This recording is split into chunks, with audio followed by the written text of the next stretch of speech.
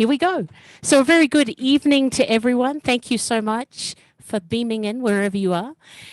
If just before we get kicked off, I just want to acknowledge the traditional caretakers and ancestors of these lands that we reside on here in Santa Fe, New Mexico, the Pueblos, and also acknowledge wherever you are beaming on the traditional caretakers and ancestors of the lands that you reside on, so we could all be here this evening. And Indigenous Ways, as always, our mission is to bridge cultural exchange with people globally, and we're able to use this platform for that. Wednesday nights, Wisdom Keepers, 6 to 7 o'clock, Wisdom Keeper Circle, and 6 to 7 o'clock Mountain Daylight Time. And then Friday night, we have our performances. We have comedy and we have music on Friday nights from 6 to 7. So with that, I would like to just welcome our sister, Leslie Jonas, who is a member of the Mashpee Wampanoag tribe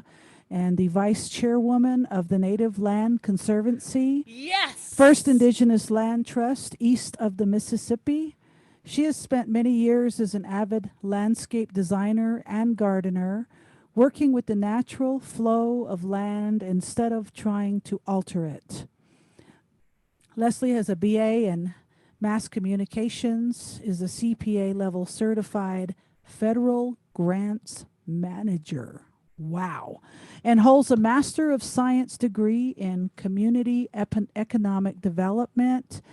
And Leslie comes from the tribe that was the first hit by European contact on Turtle Amazing. Island. So everybody give it up for and they're Leslie. Still here. Woo!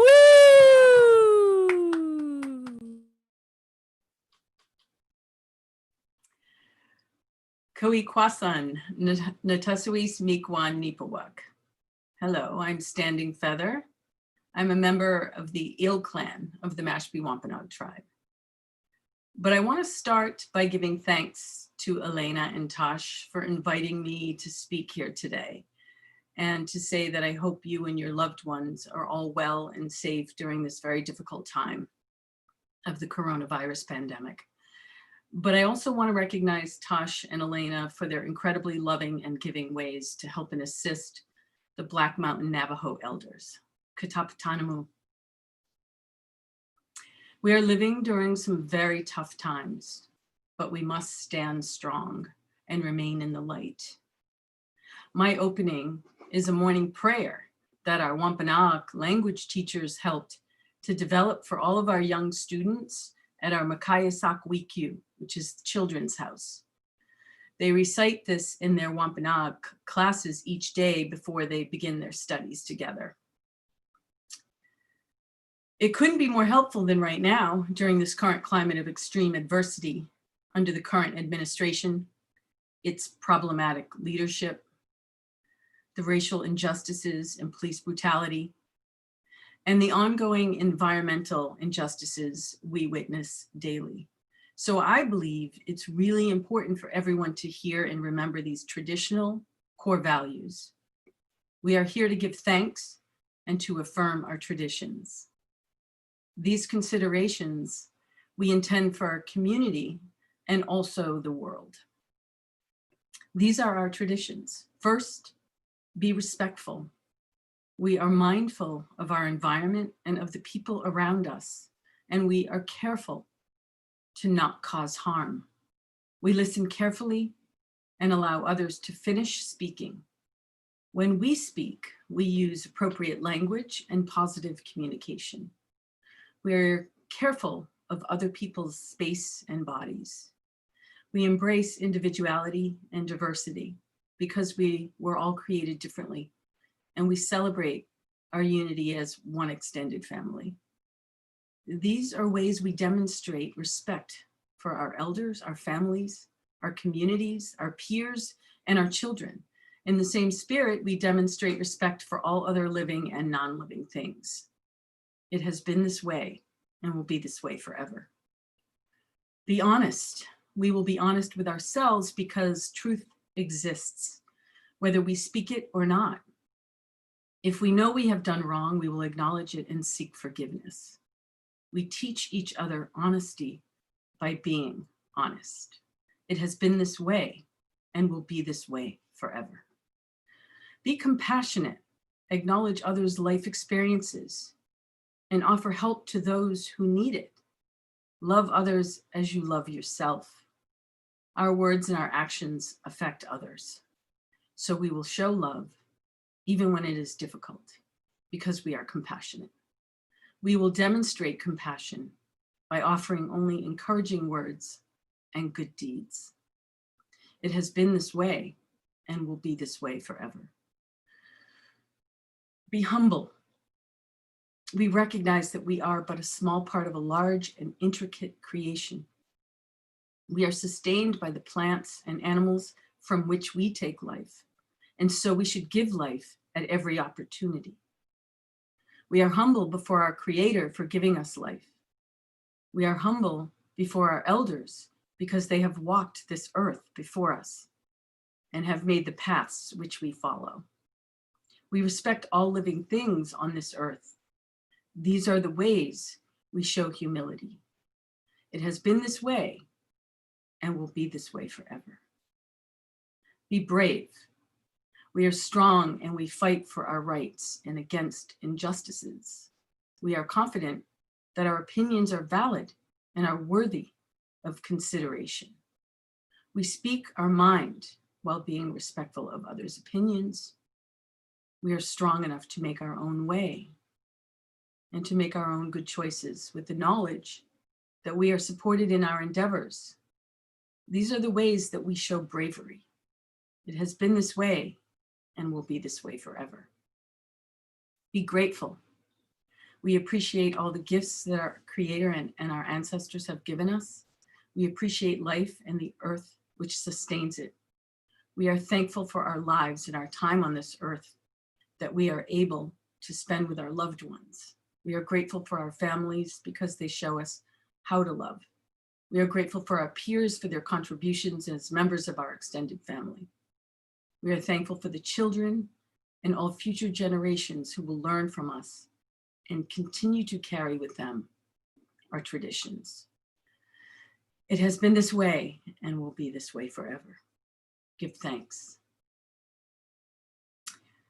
For this presentation, my opening qualifying statement is that I speak from my own Indigenous perspective. I don't profess to be a scientist, an environmental engineer, nor a biologist.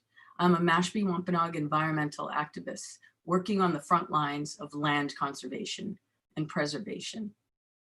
For the past 8 years, I've been working with the Native Land Conservancy, also known as the NLC, which is the first Indigenous land trust east of the Mississippi, founded by Ramona Peters, Mashpee Wampanoag elder and member of the Bear Clan. We gained 501c3 status as a nonprofit land conservation organization back in 2012. Our mission is to preserve and protect natural and cultural resources, habitats, ecosystems, and sites of cultural significance, generally located in our Wampanoag homelands here in Massachusetts. Our approach to land management is rooted in traditional principles of sustainability while promoting cross-cultural understanding. I say this because we are one land trust on Cape Cod amongst almost 20 other non-native land trusts. And while we share core values in land conservation, we are uniquely different. The NLC draws upon our native knowledge in terms of our experience in the woodlands and wetlands and our understanding of the natural world. But we also acknowledge the power in shared value partnerships in our conservation practices. Indigenous land conservation has become more and more popular over the past 20 years. However, Indigenous peoples have been land stewards and water warriors for thousands of years. So this is truly not new for us. It has and always will be innate. We live on this land, we breathe this air, and we eat our local foods, the fresh fish caught in our oceans, fresh produce grown and harvested from the many local farms, and very importantly, we practice Indigenous life ways that our ancestors practiced very connected to this land. We are all connected. This is what our elders have told us since time immemorial. It was Vine Deloria, Standing Rock Sioux, who said, if we are connected to all things, then whenever we harm anything, it causes harm to ourselves. If we destroy the air, then we will be affected by what we breathe in. If we poison the earth, we poison ourselves. Let me see the beauty of all things. In his book, God is Red, Deloria argued that American Indian spiritual traditions were in fact more aligned with the needs of the modern world than Christianity, which he said fostered imperialism and a disregard for the planet's ecology. And so we fast forward to today, 2020. It's simply impossible not to witness the grave effects of climate change in our lives today.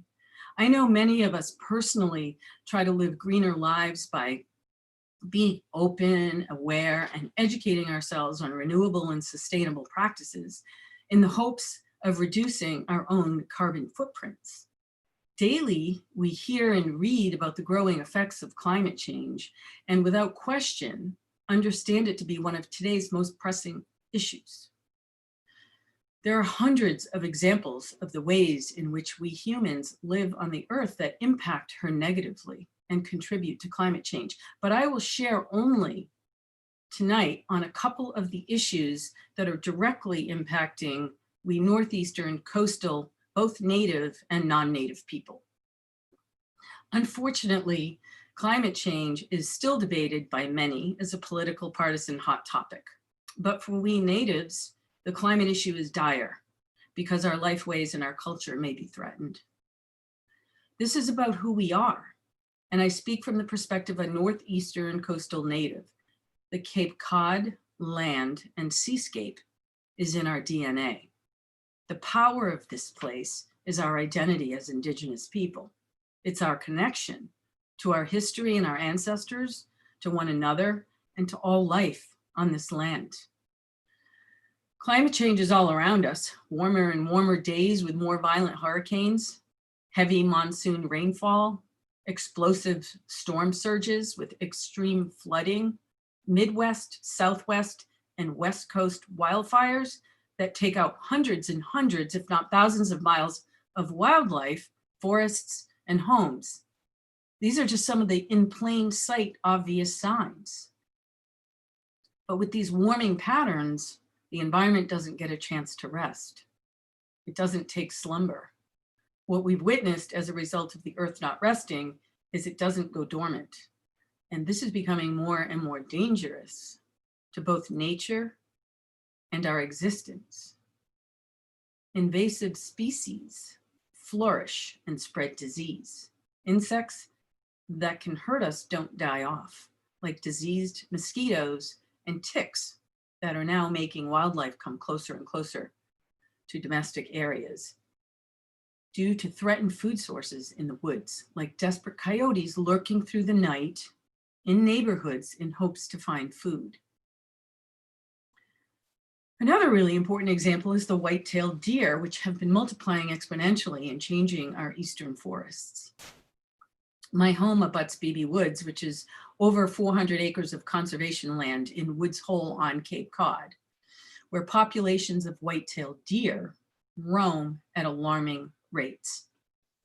The deer come right into my front and backyard and look at me without fear. And while this may appear fascinating, beautiful, even majestic as a great natural resource and part of our ecosystem, the growing deer population has definitely become a growing conservation problem. For we Indigenous people, deer or venison is a primary food source.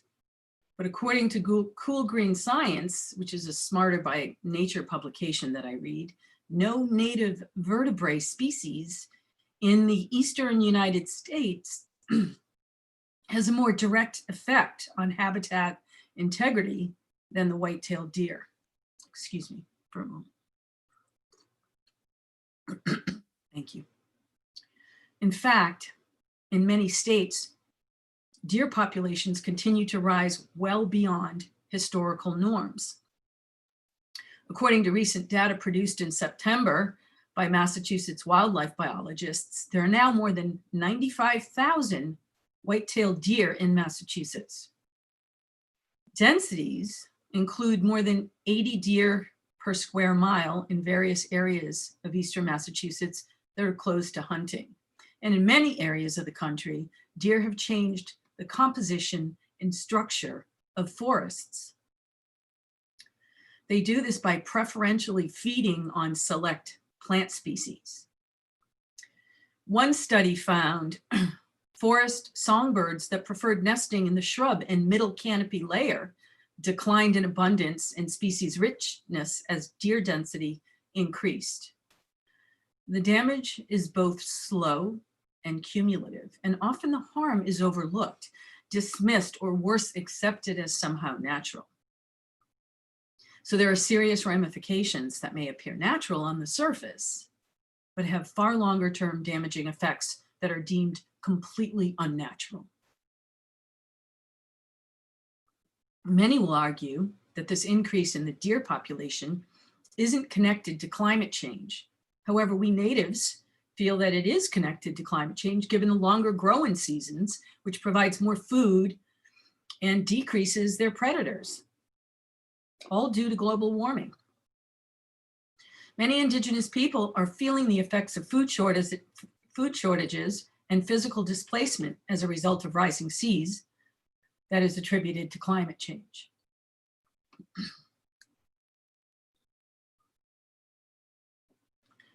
What this means for coastal people is the threat of dislocation from our ancestral homelands. Undoubtedly, sea rise will impact everyone living on or very near the water. Indigenous cultures are directly tied to our ancestral homelands, reflecting our indigenous perspectives that include the power of traditional knowledge or wisdom in this native place. It's thousands of years of ancestral wisdom, oral tradition, and life ways in this very place. As climate change increasingly threatens tribal nations across the globe, for coastal people, it can change our cultural identities and practices. Essentially, it means that ancient life ways could disappear or change, and our cultural practices tied to this land become quite threatened. There's a fair amount of data on climate change effects in regions like Alaska, Pacific Northwest, the Southwest, the Great Lakes in Florida, where larger tribes reside. But what does it mean for we smaller coastal tribes and others who live here with the growing threat of warming and rising seas? Essentially, it means warming, rising seas threaten our traditional and ceremonial places near and on the water. It threatens indigenous communities' access to vital resources, traditional foods such as fish, game, wild and cultivated crops, which have provided sustenance, as well as cultural, economic, medicinal, spiritual, and community health for generations. Some native coastal communities are being forced to move inland, relocating to higher ground after experiencing more extreme storm surges, flooding, and sea level rise. In Alaska, Maine, the Pacific Northwest, and other coastal locations, erosion and inundation related to climate change are so severe that some communities are already relocating from historical homelands to which their traditions and cultural identities are tied.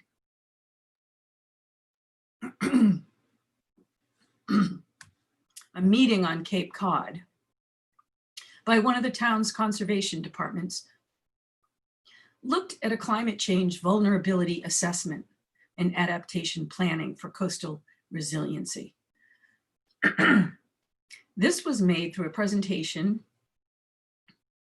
by the Woods Hole Group, which is an international research organization that specializes in climate change strategies. Led by the group's coastal scientist, Elise Leduc, the presentation data proved to be quite compelling. And while I won't get into the scientific minutia, the vulnerability assessment confirmed a daunting future for our coasts. Ms. Leduc has done multiple shoreline change analyses in support of coastal erosion assessments, and she's been an integral part of the ecological risk assessment teams working on environmental risk in evaluating FEMA flood hazard zones and potential climate change as sea levels rise, and how that impacts coastal flooding throughout coastal Massachusetts. Essentially, she stated that sea level rise is the fastest it's been in more than 2,000 years and will result in more frequent flooding all along the coastline. For us here on Cape Cod, the current state projections show an estimated 10-foot sea rise by the year 2100. Closer dates reveal a 1.1 foot sea level rise by 2030, a 2.4 foot sea level rise by 2050, and a 4.2 foot sea rise by 2070. What this means is that many of us will have to push back to higher ground. And while you and I may not have to move in our lifetimes, many of our grandchildren and great-grands will. Scientists and coastal resiliency experts can begin disaster risk reduction and remedial plans to slow it down, and in the best possible case, turn this global warming clock back a bit. However, I've been following Indian law expert Rebecca Sosi, a Yaqui Indian law scholar who teaches and has written quite extensively on remedial or mitigation plan concepts and what that means for we natives. She talks a lot about adaptation strategies being potentially genocidal for many groups of Indigenous people, and instead argues for recognition of an Indigenous right to environmental self-determination. This would allow Indigenous peoples to maintain their cultural and political status upon their traditional lands. In the context of climate change policy, such a right would impose affirmative requirements on nation states to engage in mitigation strategies in order to avoid such climate-related catastrophic harm to the indigenous peoples of these areas. Environmental self-determination for Indigenous peoples is an entirely different presentation. So I won't get into a lot more detail, only to say that there's a lot that can be and should be done in terms of mitigation and environmental justice. In an intercultural, cross-cultural framework, and one that recognizes rights to cultural survival. So, with rising seas, reality may dictate that it's impossible to turn the clock back when the seas have been rising for thousands and thousands of years. However, in building climate resilience, sovereign tribal nations often work with a variety of partners in innovative ways to integrate traditional knowledge with technology tools and diverse research methods to effectively address climate change and related impacts in a culturally appropriate community context.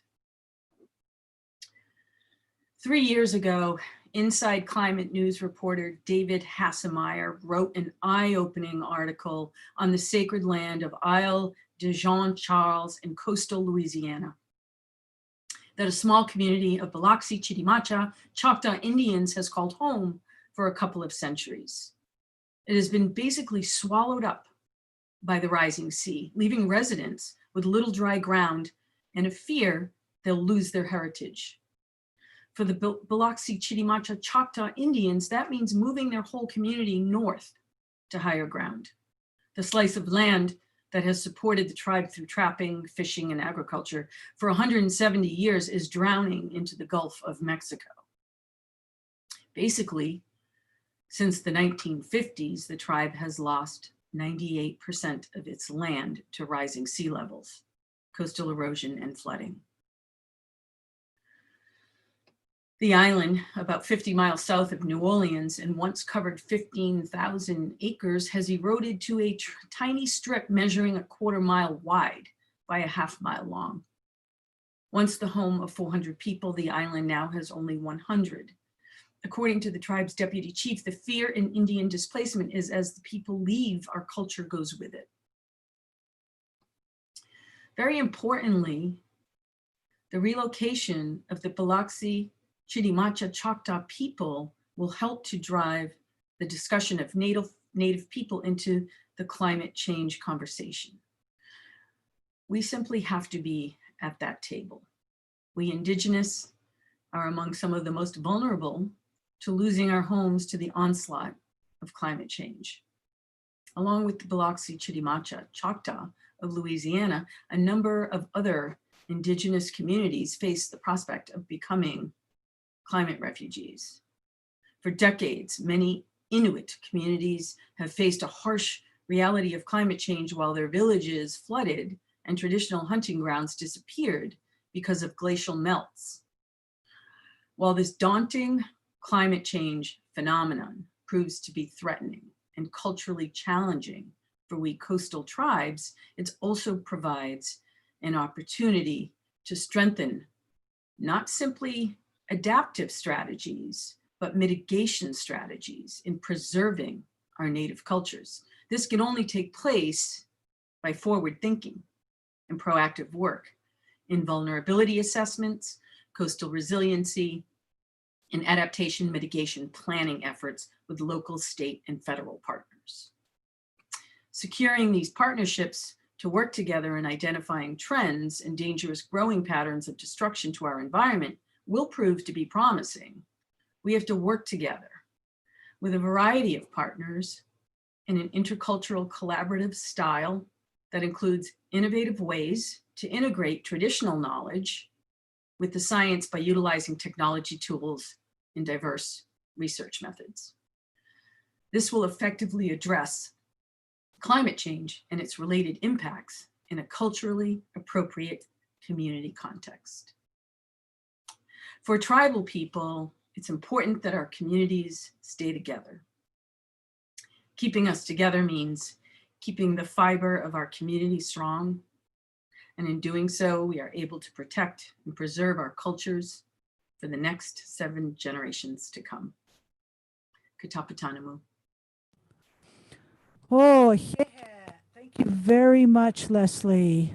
That was so informative, well read, researched, and all that information that you got from our peoples and all the information you got from your studies.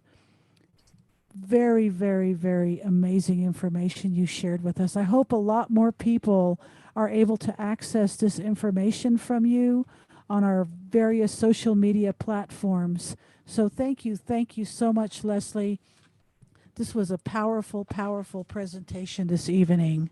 So glad we got to hear a representative of the Wampanoag tribe. Thank you so much for that, Leslie. I'm actually quite speechless. There was just so much information looking at the Indigenous perspective of environmental climate, our climate change, which is so important. And we're going to look forward to discussion and questions after our little ad. So what we want to do now is just take this opportunity to let you know what's coming up in our Indigenous Ways virtual events. If you're beaming in from our social media, thank you. If you're on our Zoom pages, thank you very much and being here today. What's happening is this Friday, we've got the concert series, and that is with John Kurzweg. And I'd like to thank you very much, Kat, and great job tonight interpreting. Wow, that was intense. And Zoel, thank you very much for joining us this evening. But anyway, hold on 1 second. Okay. I'm still talking. I just wanted to welcome Zoel in, interpreter Zoel. All right, so John Kurzweg is this coming Friday. Zoel, you ready? Okay, John Kurzweg, this coming... Kat, let's let Zoel go. Yeah, John Kurzwig this coming Friday. We're so excited. We've heard people say John Kurzwig is the best musician living in Santa Fe. So we're very excited for John to be here. We're so honored to have this man. Massive producer, singer, songwriter, redoes cover tunes, old cover tunes like Nobody's Business. I suspect we'll be hearing maybe some Bob Dylan covers Friday. But this guy's amazing. So we're really excited. And we're even more excited. The following Wednesday, we have Vigily Hamilton. Vigily Hamilton. She is here with us tonight. And Vigily Hamilton is the founder of the World Wheel.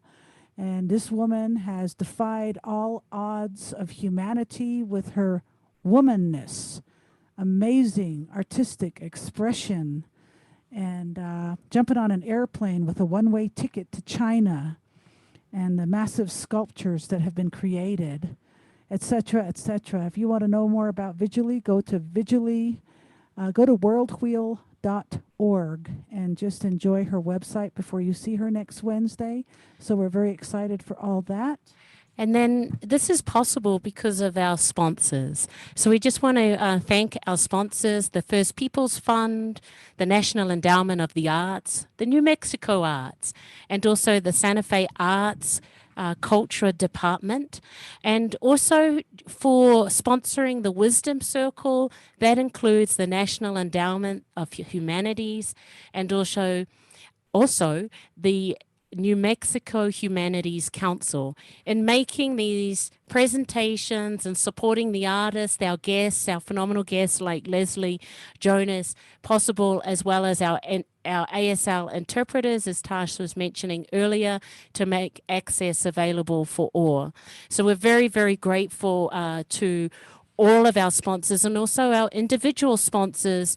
If you are able to, because we are in extraordinary times, but if you're able to, we have a PayPal, Venmo, also on our website, IndigenousWays.org, there's a donate page, or a snail mail if you're not up to that. Yeah, so we want to just spend this rest of the time that we have a few more minutes for some information about what's going on with the Navajo Nation. Black Mountain, also known as Black Mesa, which is where my grandmother, Margaret Dalton, was born. All my relatives from my Bitterwater side. And next to that mountain is Big Mountain, where my grandfather, Samuel Dalton, and my mother, Kathy Terry, who is with us tonight, was born. And her husband, Harry, was not far from there, where his people are from. So we got some serious Navajo grassroots on tonight.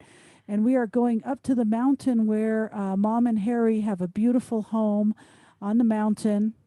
And there's a chapter house that we're going to be delivering water barrels to. They're called water drums, 55-gallon water drums.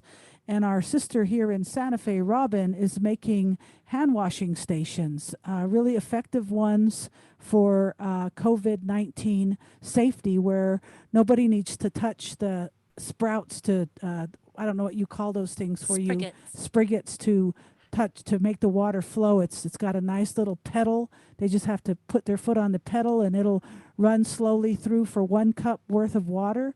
And in those in the water barrels, there's enough for 800 to 880 hand washes.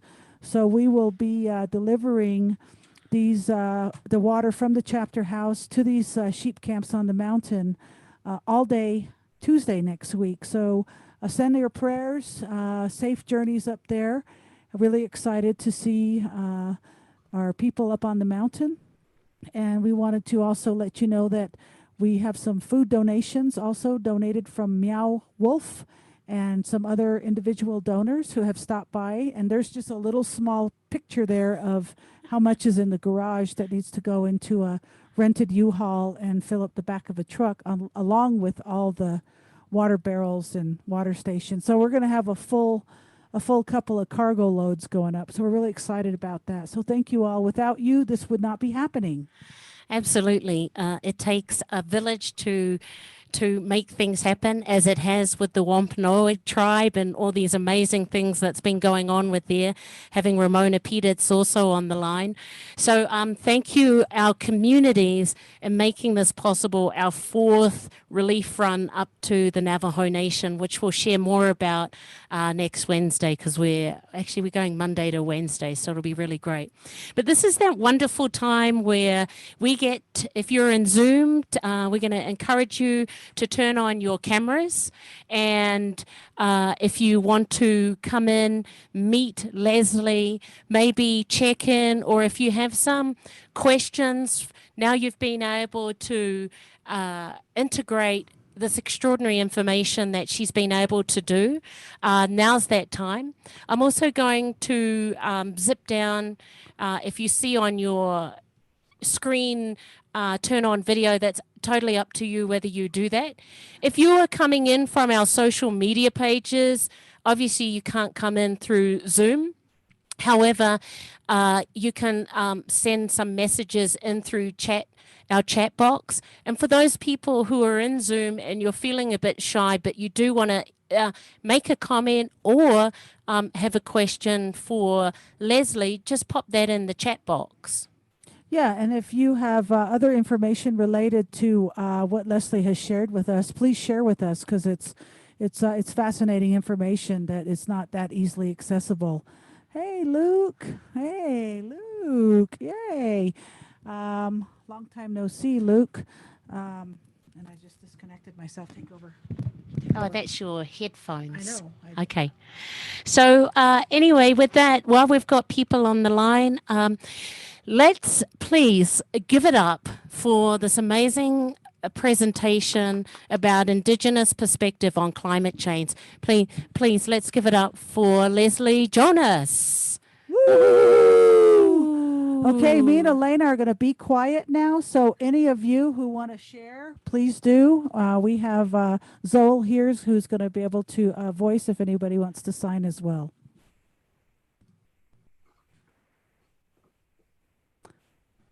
All right, Christina, go for it. Yeah, I really enjoyed your presentation, really.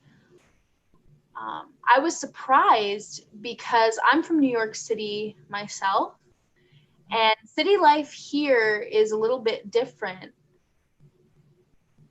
But I've noticed that we've had some businesses that resell items, leftover food, they'll drop these things off, and then put these things in the freezer to save for later.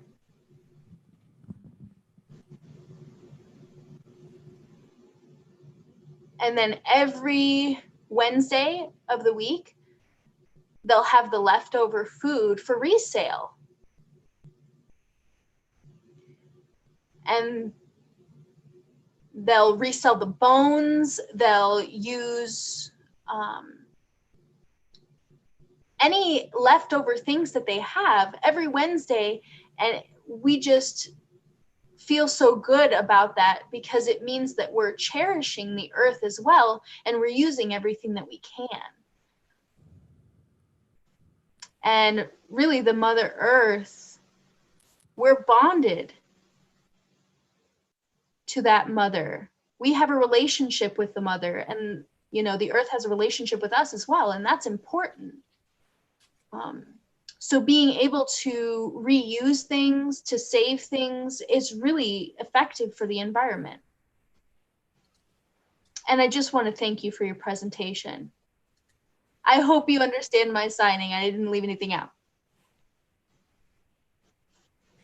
Thank you for that, Christine. I'm just going to come over while people are thinking in Zoom to one of our social media pages. Deborah Rogers says, thank you for the presentation tonight, Leslie. And then she asks, was wondering if you have noticed changes with the sea living animals and how that will affect traditional ways. Thank you.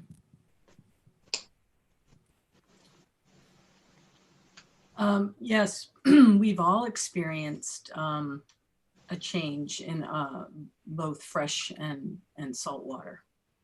The rising seas are happening right before our very eyes. But what else is happening, because we also fish in the ponds, lakes, and rivers here. We one of the most important staples in our diet is every spring, which is our new year, is our herring. And our herring runs have become endangered. The herring species has become endangered as a result of the increase in pollution. The pollution can come from a number of things. Some of the phosphates in the soaps and the detergents that people use in their, when they wash their clothes, every time they flush their toilets, the pesticides that they use on their lawns and all of the runoff that creates, all of that goes into the water table and into the water that we drink and we try to feed ourselves from. When we have droughts, and the Cape is close bordering on a drought right now, we've had very, very little rain, the bacteria increases in our fresh water and even some of the salt and mixed fresh and salt water bodies of water, and it kills the fish. It poisons the fish. We can't swim in the water. So yes, we've noticed and we suffer it, and there are some cleanups going on, but there just are not, they're not enough. We need to do more. We need to use less toxic, poisonous products. Those are a big part of it. The increase in population and the things that we use and need, we think that we need, are poisonous. A lot of them aren't recyclable. They're not regenerative. We need to create more regenerative, green systems of living. Thank you for your question. All right. Hey, Luke, we haven't heard from you. Would you like to say anything with us tonight, Luke?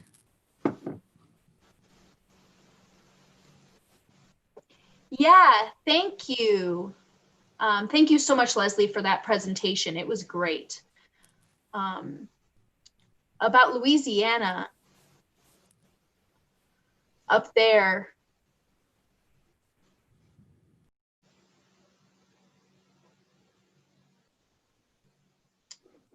so right now, I'm here in a small town in Maryland. Madrid. Oh, in Madrid. There's about 500 people in Madrid, and the city itself is growing. It's got some help. Last year, we started a compost program. We started a compost center, and people would come and bring their compost from home and drop it off at the center.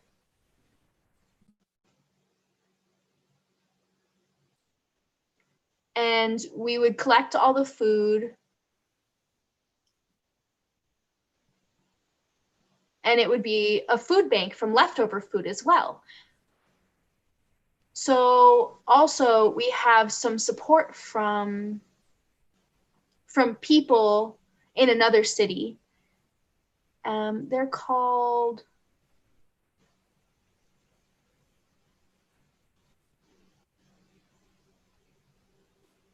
Ampersand, and they're related to sustainability. So they have some folks that come and do work within our center for compost. And most often it is white people or non-Indigenous people that are there. And so bringing in that Indigenous narrative and acknowledging the use of wild food, and just things that, like cactus, collecting cactus and being able to cook with cactus. And being able to ferment everything into the land. Because really cactus itself is sticky. So being able to mix all these different compostable items together in the ways that they compost and sorting them accordingly, that's an Indigenous perspective. So it's interesting, Leslie, when you bring in your perspective as similar to that and your relationship with nature. So I just really found that valuable and important. Thank you so much. Thank you, Luke. Let's hear from Vigily. Vigily, can you unmute and say something tonight? This is our speaker next Wednesday, everybody. Hello, Vigily? Oh, she's on a freeze. Okay, looks like her camera's frozen. Jerry Barney in Boston. Can't hear you. Hey, hello, Leslie. Yeah, thank you for your talk. And neighbor for now. And Yate, Ramona Peters. Can you hear me? You guys can hear me? I just,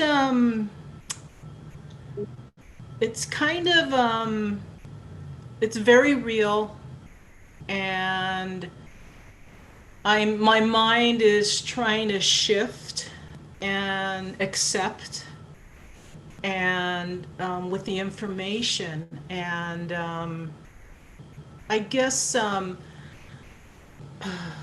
you know, with resilience that we endure as Native people, and the history of that endurance, and then the reciprocation and reflection of our Mother Earth, that relationship, I'm trying to fathom and trying to put in my mind that, you know, of the tribes, the Biloxi tribe being displaced or put, you know, being moved using Mother Earth and that relationship, and it's kind of scary. And it's real and it's true, and you know, acceptance of that, and thank you. That's very important. I never really listened, extremely listened to that, and thank you for that. I need to do a lot of thinking and a lot of work and a lot of addressing and a lot of relating myself back to Mother Earth and being an example for her. So thank you for that. Yeah. Jerry. Beautiful. Thanks, Jerry.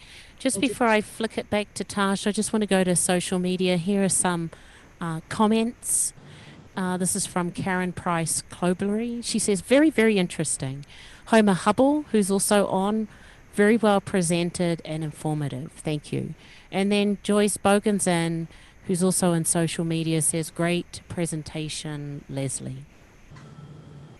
Thank you. I just want to follow up with what Geraldine said. Geraldine, I've been following an Earth warrior, an Earth guardian, Xuchitl Martinez. He's an Aztec. And he said something very powerful that moved me.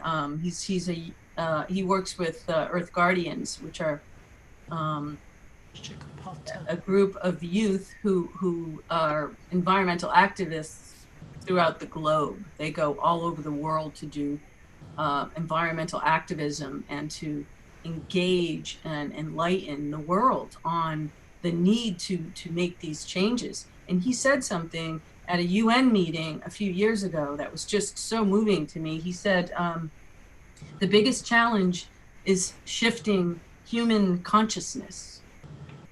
It's not really saving the planet, but saving us. So in shifting the consciousness, it's how we look at this issue. If we look at it as saving us, then maybe people will behave differently, because we still witness the crimes of the polluters and big business, big corporate pollution, criminals, I call them. But if we don't shift the consciousness and help these people to wake up and see the damage and the short-term effects that it's having now. When I tell you there are deer all over my yard, it's beautiful, it's majestic, but it is unnatural, and it's because their population has just quadrupled, and it keeps growing and growing, and they have so much food. The growing seasons are year-round here now. We don't really have a winter. We had a very warm winter last year. Yeah. The ticks, our wood ticks, never died. So it has to be a shift. If we're going to see a change in the planet, it has to come from the human, from us. Thank you. Thank you. Thank you so much. And can we hear from our Wampanoag sister? Is it Michelle? Is that? Hello, everybody. I'm so appreciative of being here. One of the things, Leslie, that you had said that I can't seem to get out of my mind is the term climate refugee, when in reference to the Biloxi tribe. It creates a paralyzing fear in me, in a very just a vast sense of helplessness. So if there's any way in which I can help, or if you could give me some guidance or direction as to how to release this paralyzing fear and turn it into action, I would be greatly appreciative. It was a great presentation. Thank you. Thank you so much. I appreciate that. And I say start locally. Some folks want to jump nationally and federally, and they get lost in all of the sort of robustness of these programs. If you start locally in your hometown, it leads to the greater good. Baby steps always make big footprints. Mm-hmm. And I'm involved with the Cape Cod Climate Change Collaborative. I follow Al Gore's The Climate Reality Project in Washington, D.C. Jane Goodall has some great programs. The Earth Guardians program is amazing. There's tons of these programs. To join them, at least you'll be getting communication all the time on things you can do. And I fall back on Rebecca Sosi, who is the Yaqui attorney law expert, but also she's become a real environmental activist in my eyes. And she says it's not just about adapting, because we're all going to have to move. People who live in New York, people who live in Boston, people who live on Cape Cod, all along this coastline on the East Coast and on the West Coast, will have to move inland. Right. And we will have to relocate in 25 to 50 years. Our grandchildren and great-grandchildren will be impacted. We will not, but we will watch and hear about it, and we will be sort of witnessing the story as it unfolds. So what we have to do is mitigate. What do we need to do to mitigate, not just adapt? Let's not just become, just resign ourselves. We shouldn't resign. We need to help slow it down. The sea will continue to rise, but the earth doesn't have to stay as warm as it does. And that will certainly help so many communities in Alaska. The Inuit communities have really suffered and taken a hit, and we will too, just like the Chitimacha, the Tunica Biloxi Chitimacha. I see it. I see it happening. Yeah. Thank you. Wow. Yeah. Thank you for that. I just want to elaborate. I know we're looking and addressing Turtle Island, but right now in Australia on the New South Wales coast, there's coastal erosion right before our very eyes of what Leslie has been addressing tonight. And also, I just wanted to acknowledge our sister, Judy Shapiro. Judy, would you like to share some of your magic words with us tonight? Judy's been working for Native Americans in America as a lawyer for close to 30 or 40 years. So I want to hear her say hello in many languages or something. Say something to us, Judy. We love you.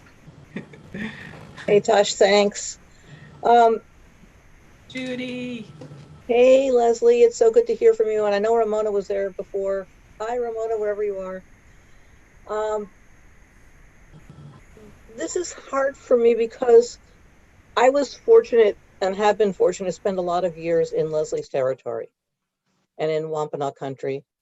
And when she talks about the rivers and the streams and the ponds, I know what they look like. And I miss them. And I also know about the Île-de-Jean-Charles people because I worked with them a little bit too. And the whole business about being a climate refugee and being on an island that is engulfed by rising water is like a metaphor for Indian country for 400 years. Mhm. And I guess I'm in an existentially bad place these days, watching the coronavirus crumble us and watching other things crumble. And it just feels like this is just another wave. Mhm. And no, you can't despair, but understand it's just another wave. And it's another layer of things to resist and to overcome and to be aware of and to survive through. I guess I'm not a very happy person tonight. I'm sorry, I'm tired. But I know the folks in Mashpee, and I know that they are so good at surviving waves and waves and waves of this. And they have the experience of confronting the rising waters and confronting the crowds of people around them and saying, we're still going to be here. And we're not going to let you change us in fundamental ways. And that is the strength that they bring and that other people can bring. And I think that's what I'm taking away tonight. Beautiful, beautiful. Thank you. Beautiful words. Thank you. Just I Well, want hold to on, I want to say Narissa Bond, would you like to say hi to us? Yeah, I do. Thank you for inviting me. It's a really good presentation. Yeah, I was going to ask what we can do, but yeah, locally, I know what's going on locally here. We're dealing with the pipelines here in Virginia and a lot of flooding. Everyone has accepted the problem. They just aren't doing anything about it. For us, things will change much quicker than 20 to 50 years. Where I live, which is right on a river, will probably be uninhabitable within 10 years. It's something that concerns me greatly. And they have found no solutions in the city that I live in. We're surrounded by water. Norfolk, Virginia, Virginia Beach, Newport News, Hampton. But this area in Norfolk is probably one of the worst. Most vulnerable. Mhm. Oh, I think we lost. Thank you so much. Did we lose? We lost Narissa in that Narissa in the popped middle out. of her. Mm. Was Oh. really gripped with what she had to say. But thank you, Narissa, and sorry we lost you there. We're coming up to the top of the hour, so I just want to take this time to thank each and every one of you for beaming in, whether that be in our Zoom. Thank you, those people. Oh, here we go, Narissa. Oh, let's let Narissa Do you want to finish your? Yeah, we were right captivated with you. Yeah, I was sitting on the edge of my seat. I was sitting on the edge of my seat. Damn. That's my brother keeps calling me. My brother keeps calling me, and I usually put it on Do Not Disturb. Oh, you guys there? Yeah, we can hear you, Narissa. Keep going, Narissa. We love you. Okay, bye. Did you want to say more, Narissa? We were still hearing you. Oh, okay. okay. Keep talking. Yeah, my family, they're very busy, like I told you. But yeah, it's a little disconcerting what's going on, and I see it firsthand. here on the East Coast. And so this, your presentation is very, very relevant to what we're going through here. It pains my soul, but I like what you said about people looking at how this affects them personally as human beings, instead of thinking about the planet, because the planet's going to go on probably long after we're gone, and will probably heal itself after we're not around to. Yeah, so thank you for your work. Thank you so much. Thank you. Thank you for that, Narissa. You know, we're at the top of the hour, so I just kind of want to tab on to something Narissa said and just tie this all in as we close out this evening. As many of you have mentioned, you know, about Mother Earth will be able to sustain ourselves, and it's about our consciousness as well of whether or not we will be able to see these truths of what is actually happening with the climate change, of what we have been responsible and are responsible for. So in saying that, Leslie is with the Native Lands Conservancy, and as she mentioned, it is a non-profit. It's in your chat box. If you're looking at the recording of it, it's just flicking up on your screen now, which is Native Lands Conservancy.org.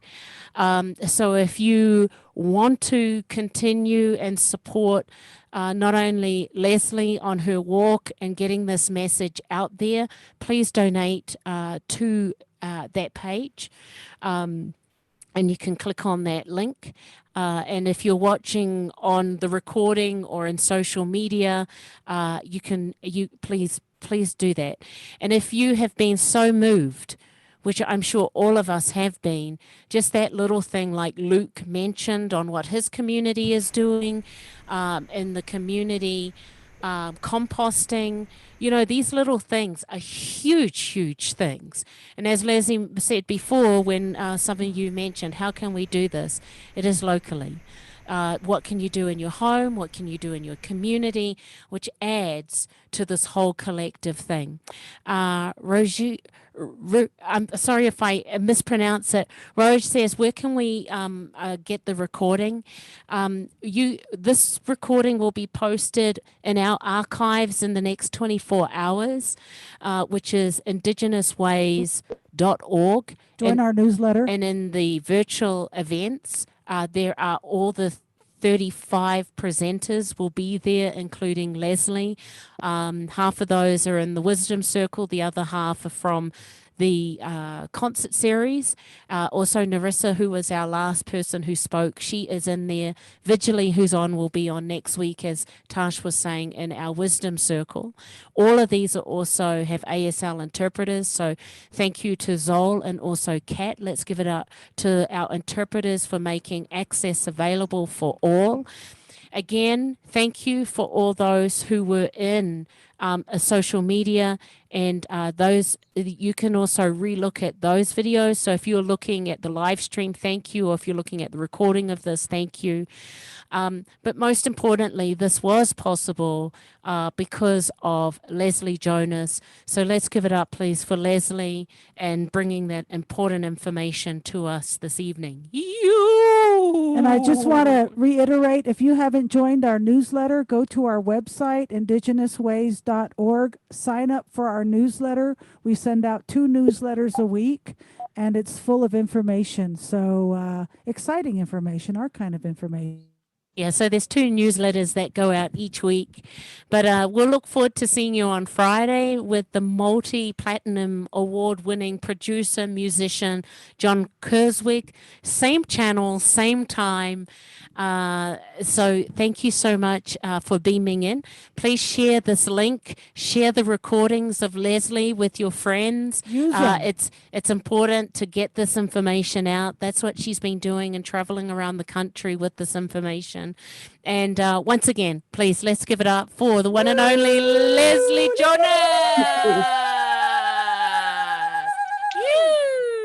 Love you guys. Have a Have a great good night. week. Thank you, interpreters. You did a great job. Remember to mask up, keep your distance because we want to see you here next week. Thank you. Thanks all. Thank you, Leslie. We love you. Love you too. Okay, everyone be safe. Thank you. Great to see everyone. Thank you.